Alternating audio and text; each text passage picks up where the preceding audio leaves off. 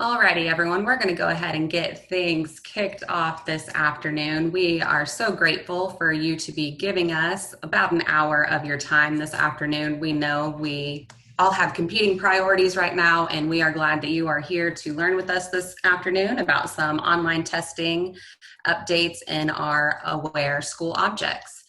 So this afternoon, you will be hearing from myself, Terra, one of the newest team members to join the training team here at eduphoria. I'm also joined by Jenny Streck and Jason Martinez, and we will be taking you through some information today. As a couple may have already asked or had the question on their mind, today's webinar is being recorded. If you are registered for this event within 24 hours, you will receive an email that has a link to this webinar. And if you don't get to join us and are listening to this after the fact, that link still made it to you.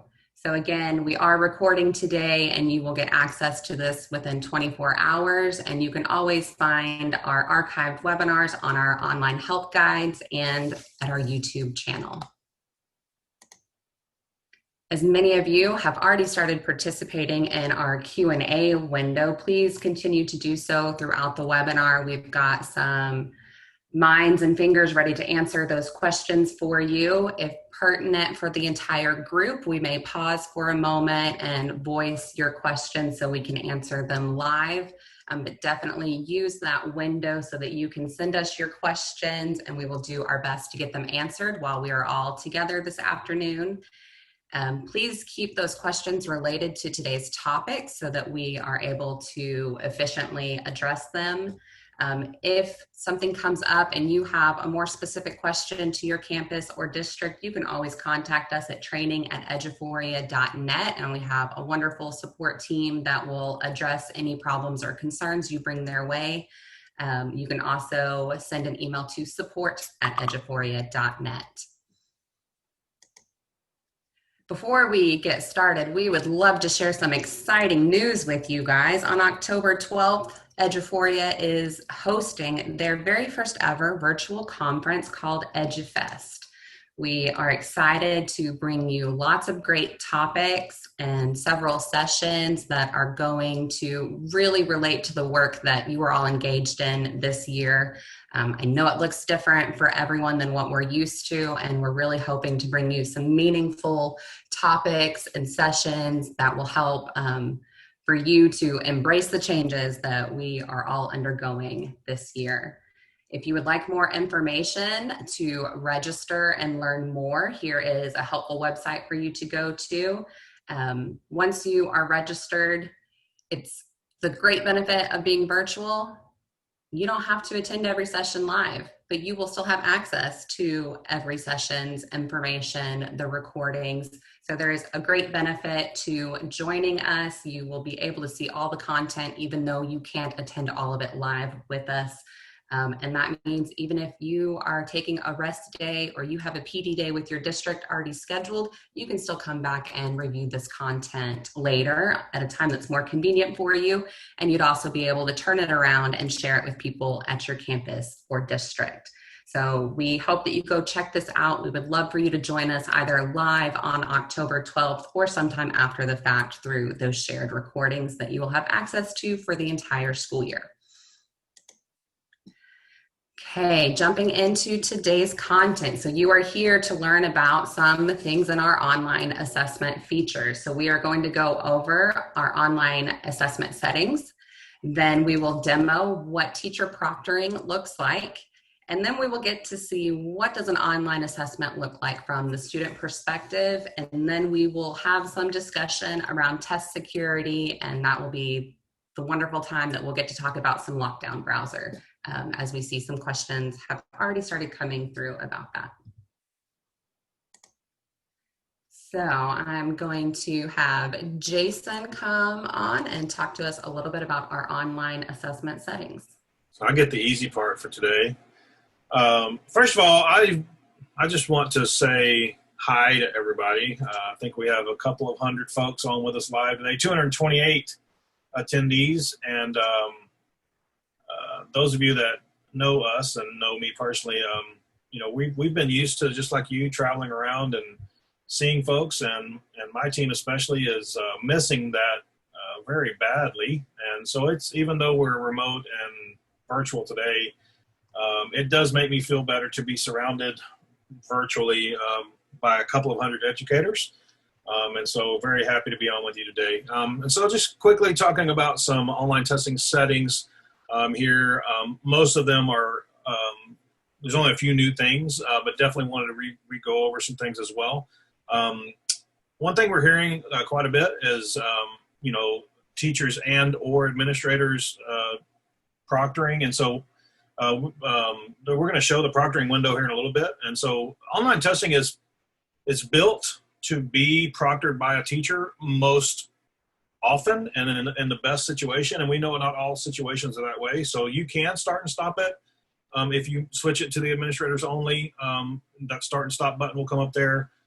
You also can start and stop online testing within our mass test editor as well. And so there are other ways to start and stop online testing. Obviously, that's more on a mass basis. We prefer and usually recommend teachers do that so that they can go down even to the student. So as you'll see, if you don't already know the teacher proctoring window, that's down to the individual student. And obviously right now with our virtual environment and some students maybe being at home and some at school and kind of asynchronous things or whatever going on, individual student proctoring is definitely something we would recommend in most cases when all possible.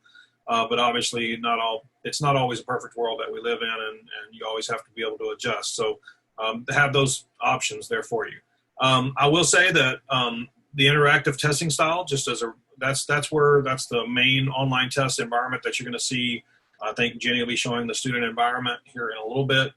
And that'll be the question exists or the passage or whatever will exist, and then the questions will be there. And so the student reads the question, does the answer, all interactive on the screen, kind of one question at a time per page. That's the interactive style. There is a bubble sheet only style. I will say that I have heard, and I'm not recommending this or not recommending against it, but I will say I've heard one district that was having some issues, with getting a test built in a timely fashion in some cases.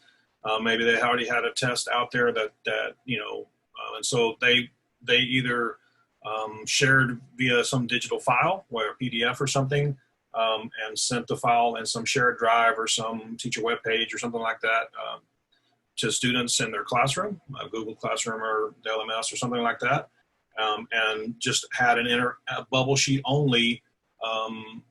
Students go in and mark their answers, obviously, so that you're getting data in aware, because obviously you still want that data in aware.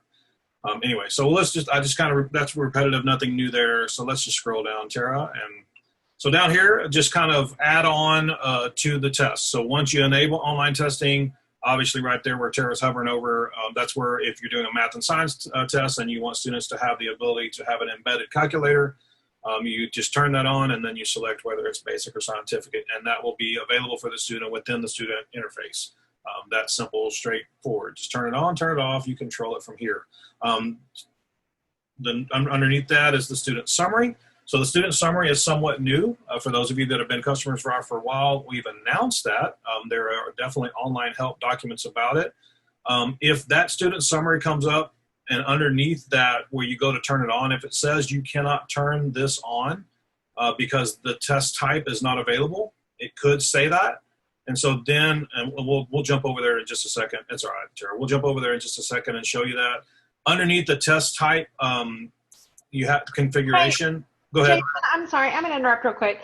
So a lot of the questions that are coming in are either issues that you've had this week or last week and building a test or scoring a test. And so if it's a specific issue that relates to something that's happened over the last couple of weeks, please, so there's nothing we can do right in this moment to investigate what might have happened. And so please submit those to support@eduphoria.net or training@eduphoria.net so we can look at those. And then also feature requests. The ones we're seeing all the time. We know those are really prominent requests. And so I'm just like, I'm not trying to cut anybody off on it. We agree on 99% of the feature requests we get. And so I'm just going to say thanks. And what we're going to answer for now, because we know. Yes, So. we absolutely do it. Thanks, Jenny, for that.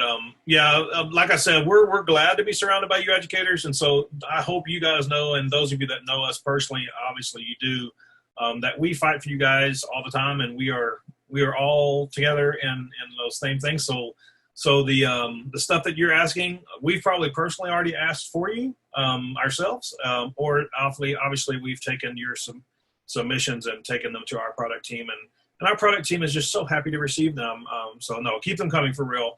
But obviously in this environment, we're trying to just can't answer everything. We don't have that much time, and obviously with a couple hundred people on there, it can get a little out of hand. And so yeah, thanks, Jenny, for that. I will say something about the calculator, because I glanced over and saw that. This is on for everybody that's taking the test. In this situation, it's enable calculator for all students that are assigned to this test. Yes, we understand that there are particular certain students that may have a student support or accommodation for a calculator. That would be something that would be coming later as an individual student testing support. This would be all on or all off.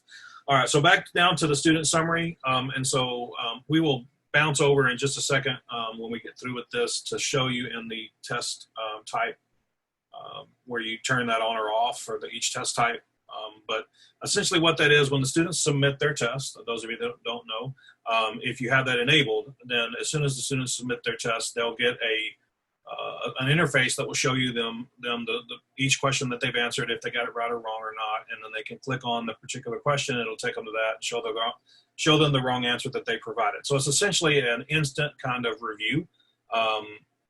And there's some great help documents on that. And obviously, if they need to make corrections or the teacher wants them to take it again, then the teacher in the proctoring window could go back and reset their test and have them get back in or not. That's something that I'm sure that Jenny will show through the interface from the student side in just a little bit. But the student summary is there, and once again, enabling that is right there, and the test type has to be turned on from the district standpoint in order to choose that option, and we'll show you that in just a few minutes.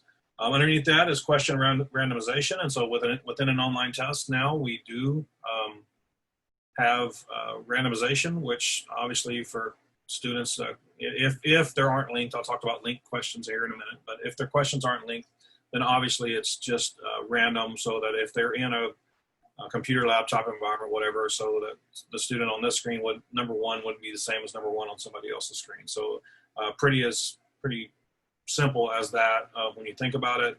The topic about linked questions would be those questions that are linked to resources. And so most commonly that would be a reading passage. And so if a reading passage exists, and obviously there are 5 questions on the test that reference that one reading passage, if that's the first reading passage on the test, you can't have one of those questions be question 23. It wouldn't work. And so it will randomize them within those 5, but obviously it can't be totally random because it's linked, and it needs to be linked to that passage or that resource. And obviously there's a link right underneath that to our online help documentation about question randomization. So there you go.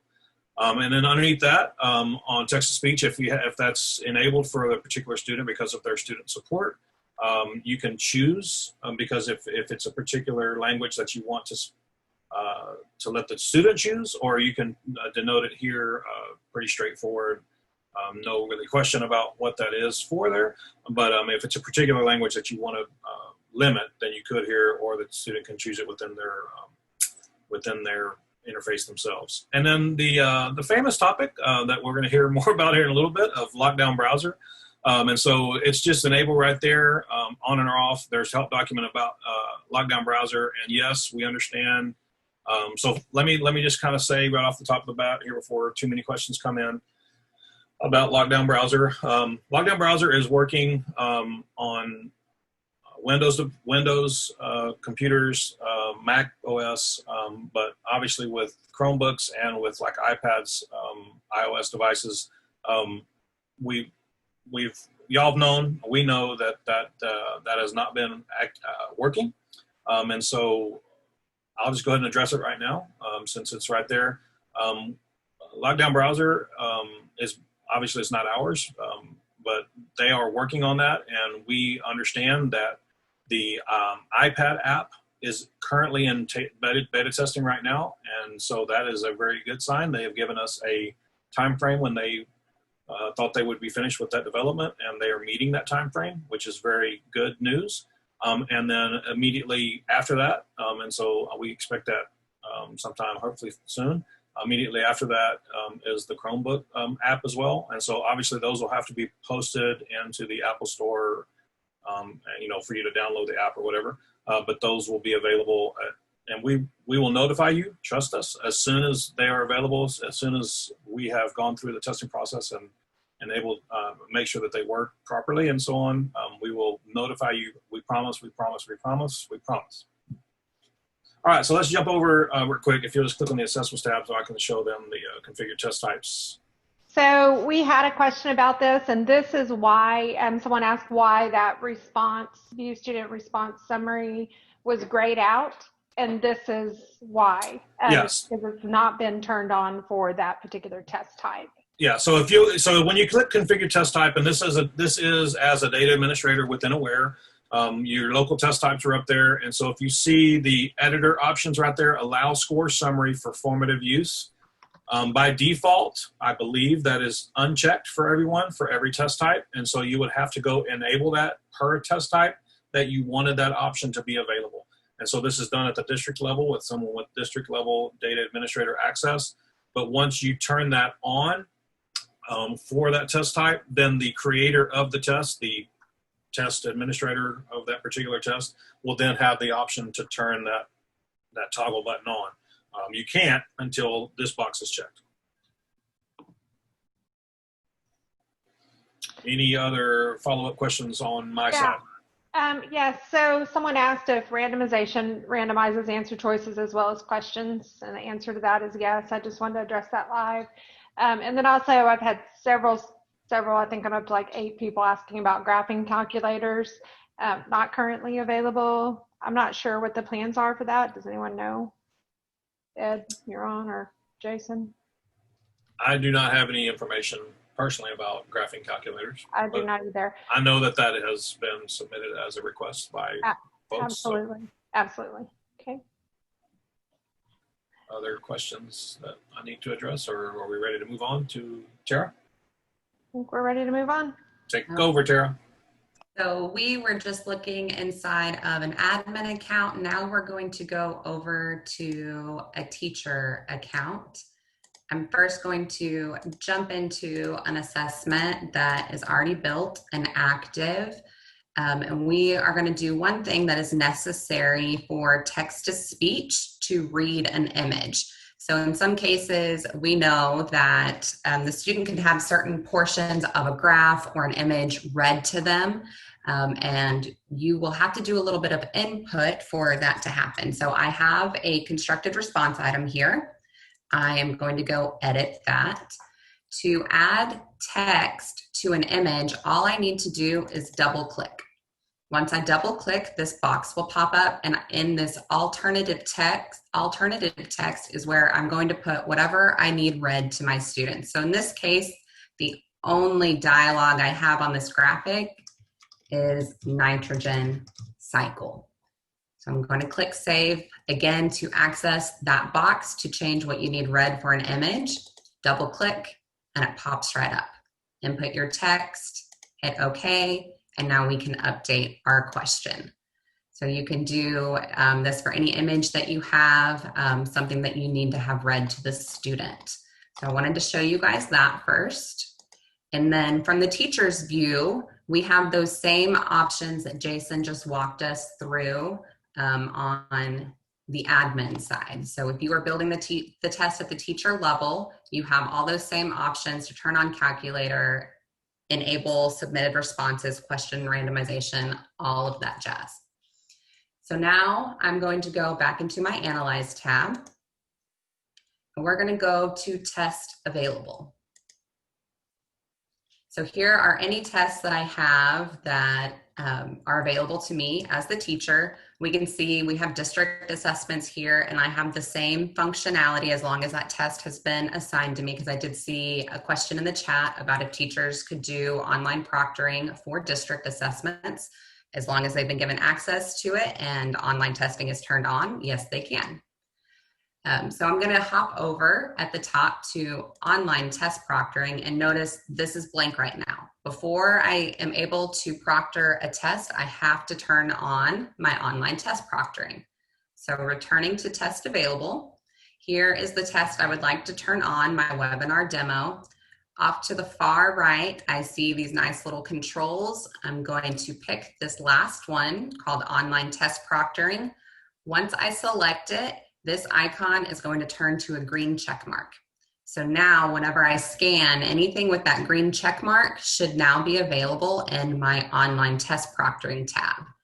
If you have a bunch of assessments here and you only want to see what's available for proctoring, you can use your filters on the far right, select included, and now I can see the only test I have available for test proctoring is this webinar demo that we're going to look at.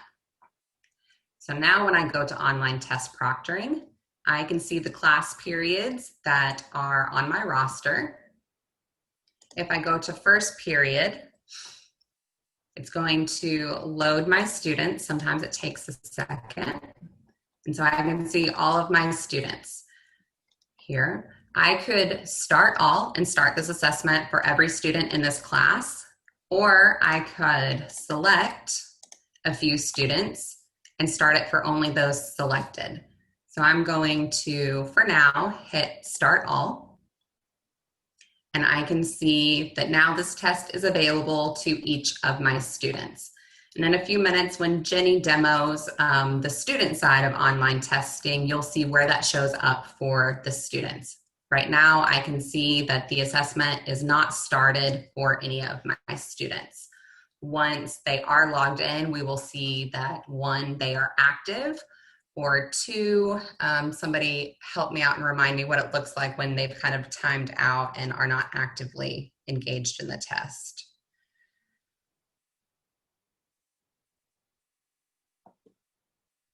We'll get back on that. So we can see these students haven't started. If I have a student and they've surpassed how much time I need them to spend on the test, I can click a force submit for them. And I want you to watch this gray bar when I click force submit for one of my students. So now I can see that one of my students has completed this assessment. So this bar will give you information as your students are going through the test. And you'll see completed. If you have scored them, you'll see graded.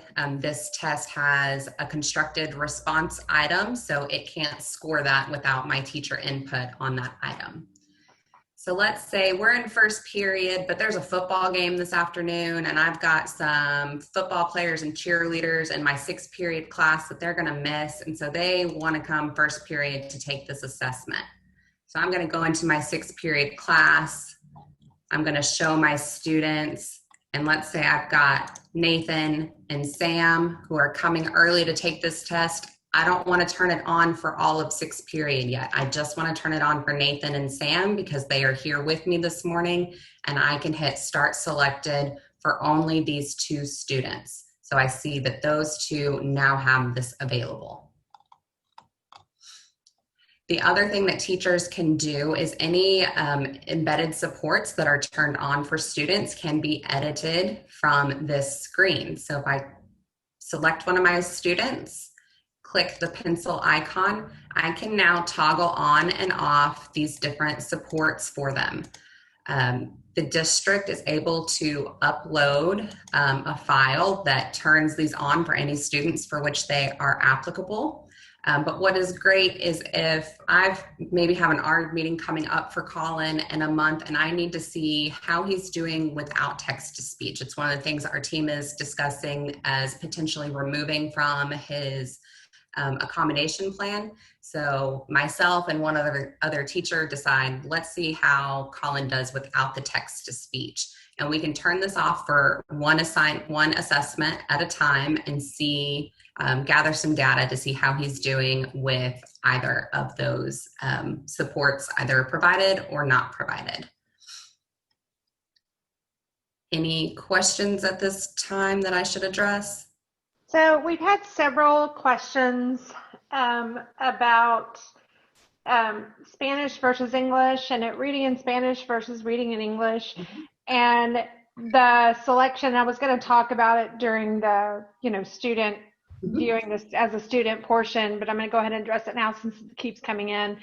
A test can only be read in in the language that the test is constructed in. So Spanish test in Spanish, English in English. If you select Spanish on an English test, it's going to read it in English with a Spanish accent, like a Spanglish, right? And so you need to select the language that the test is written in. The Spanish on the embedded supports, if you select Spanish there, that actually translates the window itself. So, where it says text to speech, or it has like an icon in the interface, it translates the interface, not the assessment. So it allows for a Spanish interface. So changing it to Spanish under the accommodations is not going to make an English test read in Spanish. It's only going to translate the interface. And changing an English test to Spanish and text to speech is not going to read an English test in Spanish. So just to kind of clear that up. Okay. I see one other question that came in, which was a great reminder to me of something I need to cover. If a student submits and they were not ready to submit, or if you did force submit and now you've had a conversation with this student and you would like them to go back into the assessment, notice how these icons look different here. So I did a force submit for Mr. Neal, but for some reason he needs to go back into that test. I can reopen this assessment for Neal. So when I click that, I can now see I have nothing submitted. It's going to return the assessment to him just as he left it. So it didn't clear out his answers. Whatever progress he made is going to still be available to him. Another question we've gotten a couple of times is about administration window. And how that affects your data. Your data is available as soon as the kid submits, provided there's no constructed response questions that need to go in and answered by, the teacher. So as long as you don't have scores that need to be entered, then your results are available immediately as soon as a kid submits. It doesn't have anything to do with your administration window. So. Correct. A couple troubleshooting things. If for some reason you have a student unable to find the link to log in, you have a nice access to it here in the top right. It was also available when you built the test under administration. You could copy it there. And again, this link is unique to your district, but it is the same link for every student for every assessment that is built within your district. So this will always work for any assessment that a student needs. So if you ever need to share that with a student in a pinch, it is right here on your proctoring screen. If you ever have a student who has lost their password, because my goodness, we know they're notorious for that, and you need to quickly reset that for them, you would go to your students tab. So in this case, I'll pull up Mr. Colin.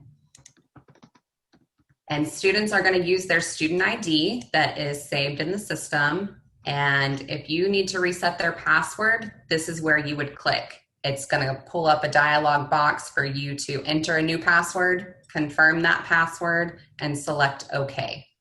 So it's as quick as that, but know that when you change this, it changes it for every single time the student logs in. So it's not just changing it for your test or for your class, it's changing it every time the student goes to log in. So those are some quick ways that you can access that information to help a kiddo. Anything else? Do you want to go ahead? Yeah. Do you want to go ahead and show enter answers? We showed it in last week's webinar, or a week before last. I'm not sure when we did it, but you can go ahead and show it again. We've had some questions about it. So enter answers if you have a student. So you would go back to your test available. The screen that generates will go into the same assessment and go to enter answers. I'm just going to go to that 6th period class where I only had 2 kids start the assessment. So here we can see a few different views. We can look per student. So if I clicked on one student, oops, I didn't turn it on for these 2 kids. that wasn't the best option for me to do. I'm going to go to first period where it started for everyone. Okay, just don't enter Colin's answers because he's the kiddo I'm using. Correct. Okay, so I'm going to go to Anthony.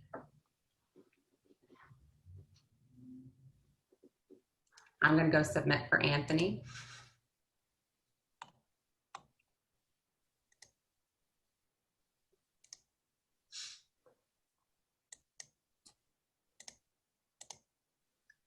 Okay. Let me refresh. There we go. So here is Anthony's assessment. Notice we did the force submit, so there's not actually any data in here for Anthony yet.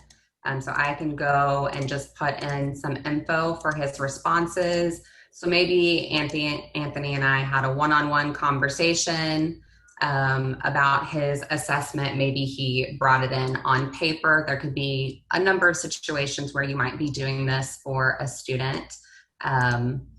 One reason is having a constructed response submitted. So when you have constructed response, you'll have to go in and submit a score for your students. So what's great here is on any item with constructed response, I can view my scoring guide notes.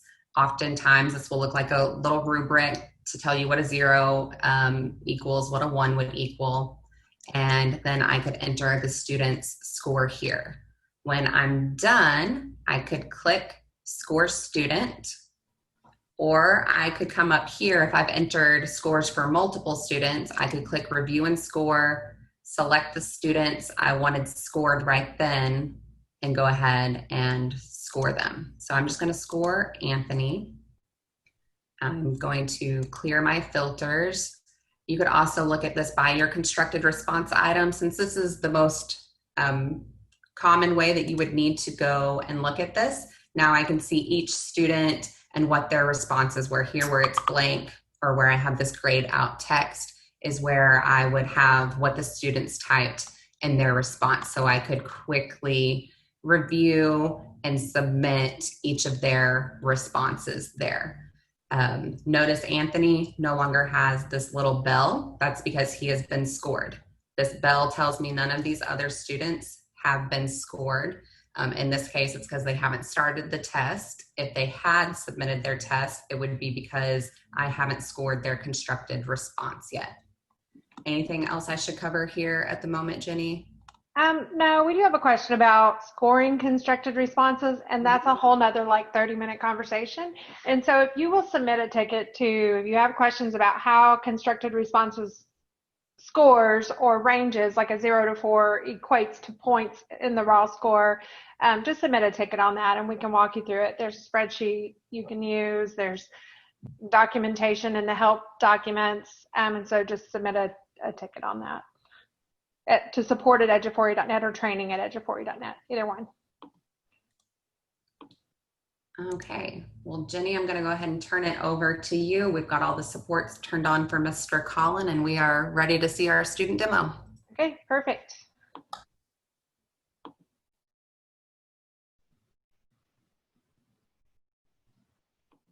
So, I don't know, I'm getting sharing options. I'm trying to share my screen. And it says only a host can share. Does someone want to promote me to host?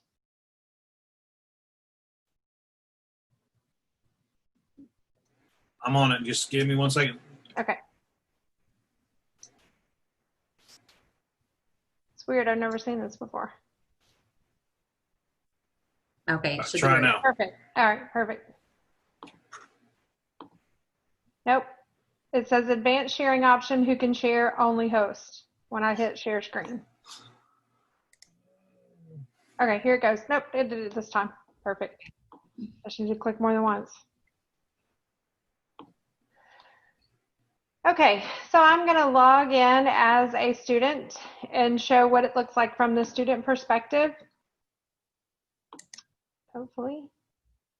All right, so I'm logged in as Colin Himmons, and he has 2 assessments available. And we're going to work in the webinar demo assessment. That's the one Terra was working on earlier. We have Spanish enabled on his. So this is what the Spanish interface looks like.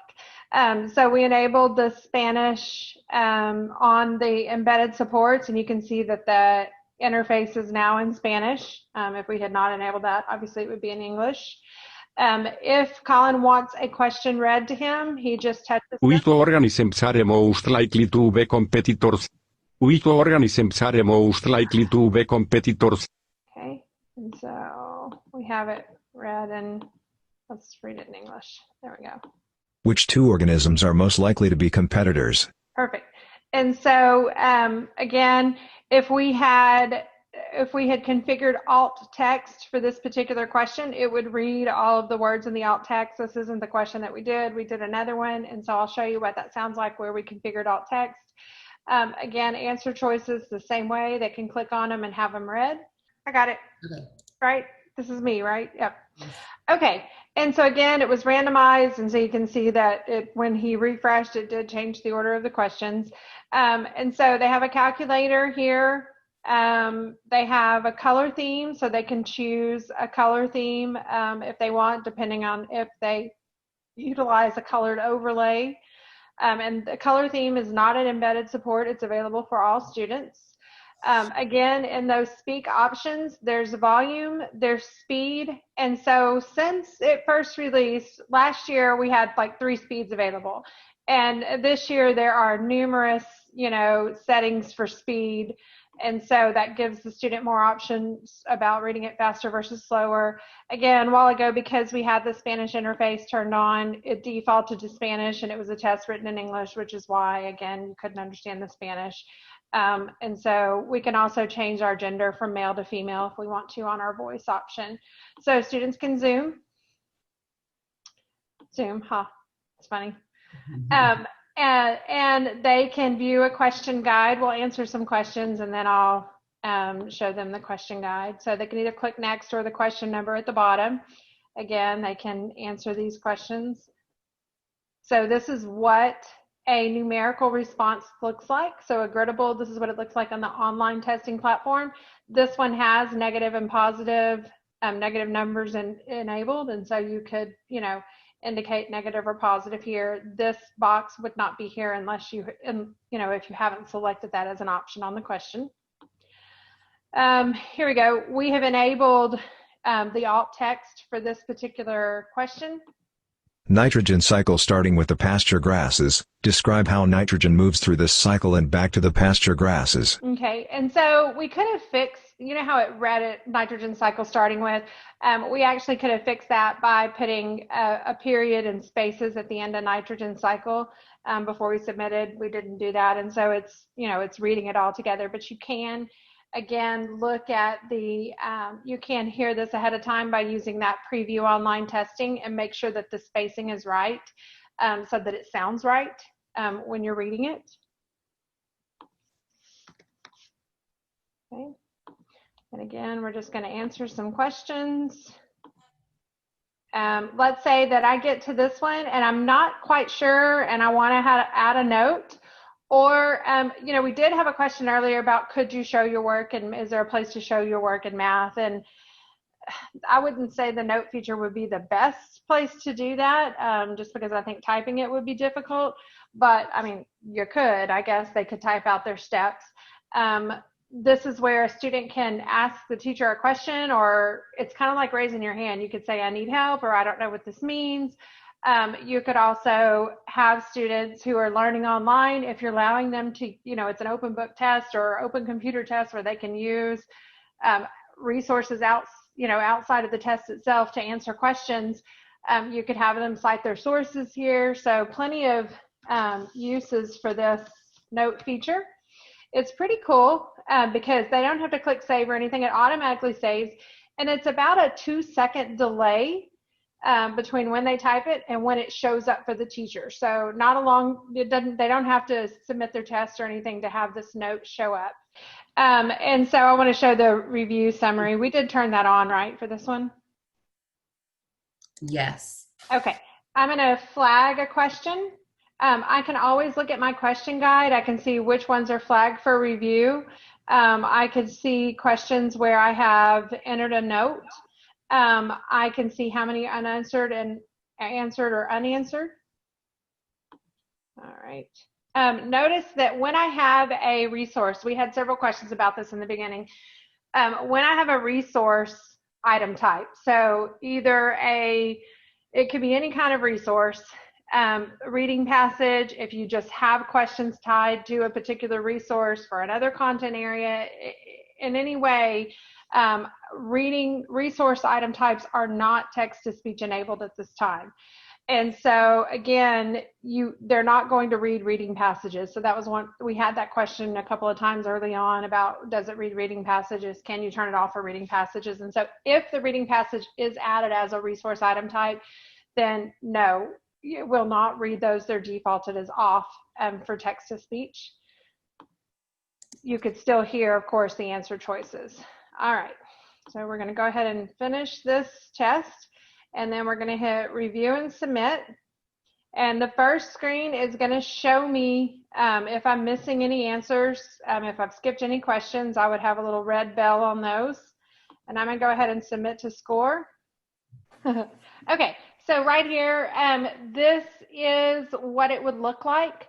So the score summary, you're going to see if they got it correct. So there was a little bit of confusion. It doesn't show the correct response for, say, number 3. If a student missed it, it's not going to say you answered D and the correct choice was B.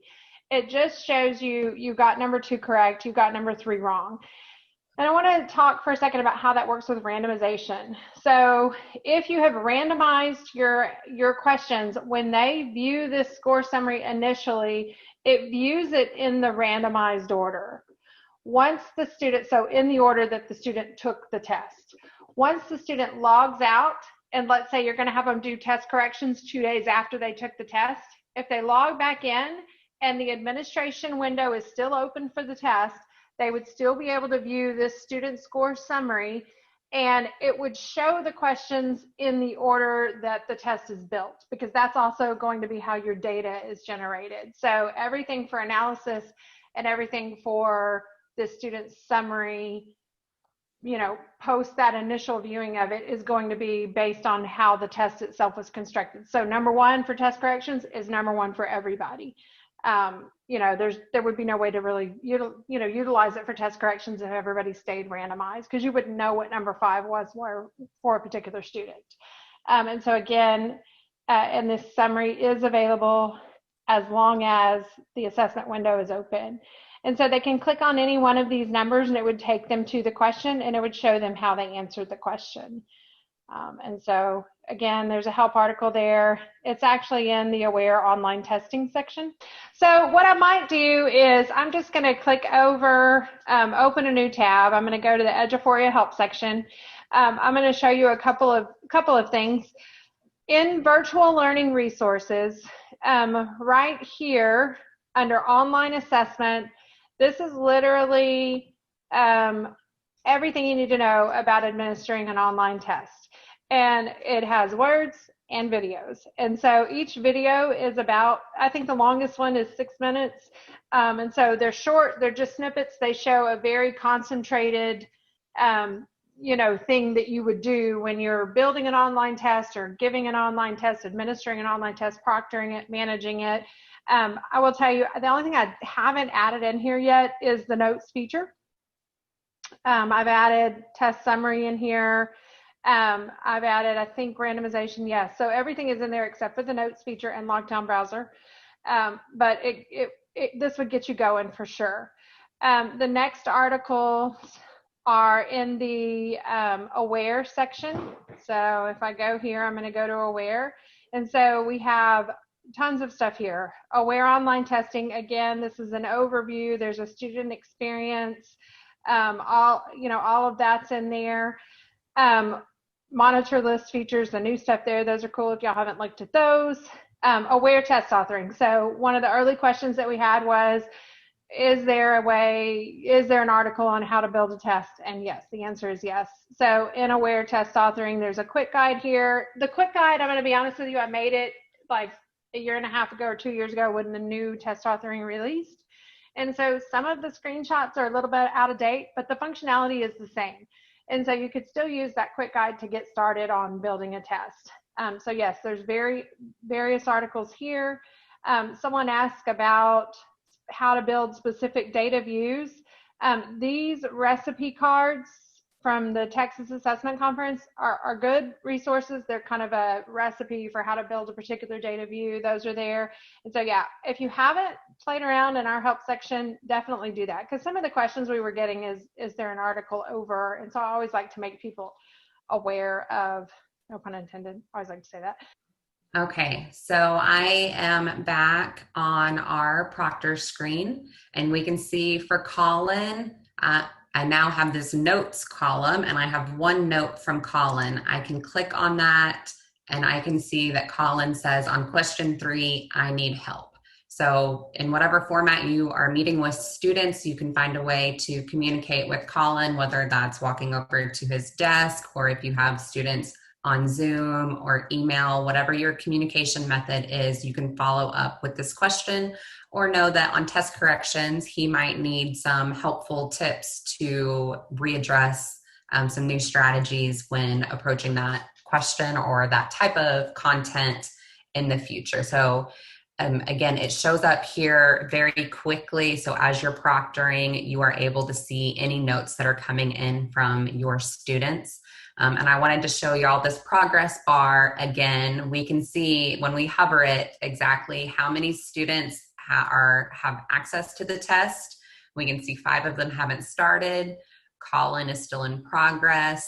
We have one that's completed, but it hasn't been scored. We haven't gone and updated the score for that open-ended response. And then that one where we went to enter answers and scored, we can see that student's test is already graded. So we have this nice progress bar going across for all of our students. We only have a few minutes left, so we're going to talk a little bit now. Anything else here before we move on to our last topic?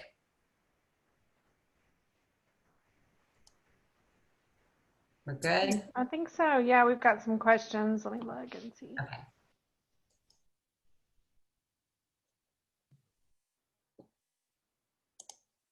So we had a question about for a way for students to view standards on the questions. And no, not in the online platform. There's not a way for them to view the standard for the question.